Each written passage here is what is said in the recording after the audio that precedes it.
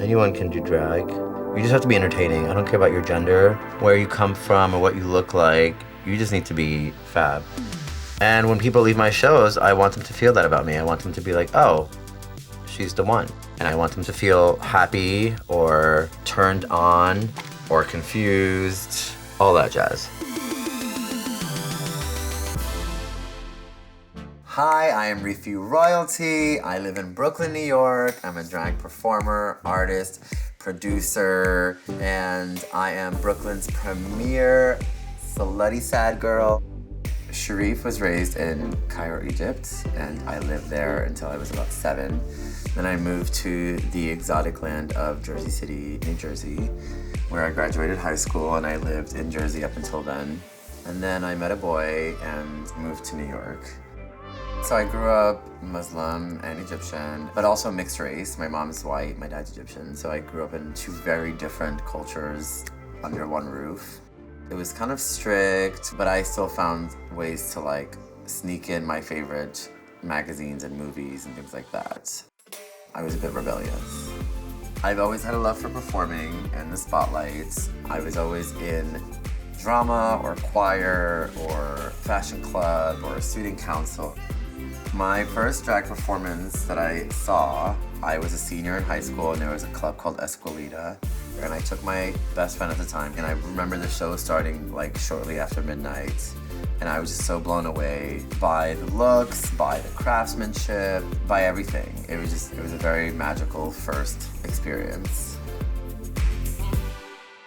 Rify Royalty happened kind of by accident one year during Pride when a friend of mine asked if we would dress up together. And I said, sure. And then I just would go out to parties dressed up.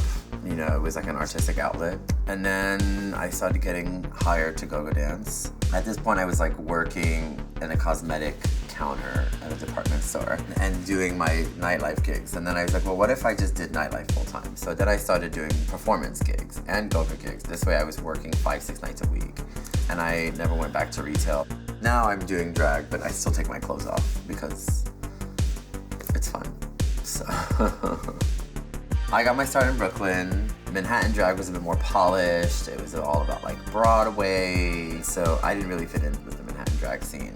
The Brooklyn drag scene when I first started out was super like alternative and diverse. You know, just queens like pouring like milk on themselves or fake blood, and it was chaos. There is a sense of community. It's important to support each other and lift each other up. So I try to go and support my sisters, and you know, they'll do the same for me. Out of drag, I typically don't wake up till 11. Then I take my ass to the gym. I like to work out about 5 to 6 days a week. I like looking kind of muscular in drag, kind of boyish. For me, drag has never been about like gender illusion so much as it was about like just being glam. The mustache never mattered. I never wear body, I don't tuck, I don't wear pads or any of that. I'm just me in like my muscular femme form. For me, the most fun thing about drag is the look. My fashion inspiration for Rify would be like iconic women of the late 80s, early 90s. Naomi Campbell, Pam Anderson, Lil' Kim. Women who like showed a lot of body on the red carpet. I like to coin myself as Brooklyn's like premier slutty sad girl. So I'll do like Lana or Sinead O'Connor or Kate Bush. Anyone sad. I think when you book a drag queen, you expect them to be like high energy and like cartwheels and flips, and I don't do any of that. That's just not my tea. I like to look back to the queens who inspired me when I first started going to drag shows. Literally the curtains would open and you would see this goddess there, drenched in rhinestones, and they'd come out and do like a sexy, seductive, slow number, get their coin and go. How we doing, Metro? Are we ready for some more shows? When you come to one of my shows, have no expectations. You're gonna get what you're gonna get, and you're gonna love it, and you're gonna tip me, and then you're gonna tweet me, and you're gonna post about me on Instagram, and you're gonna tell all your friends about me.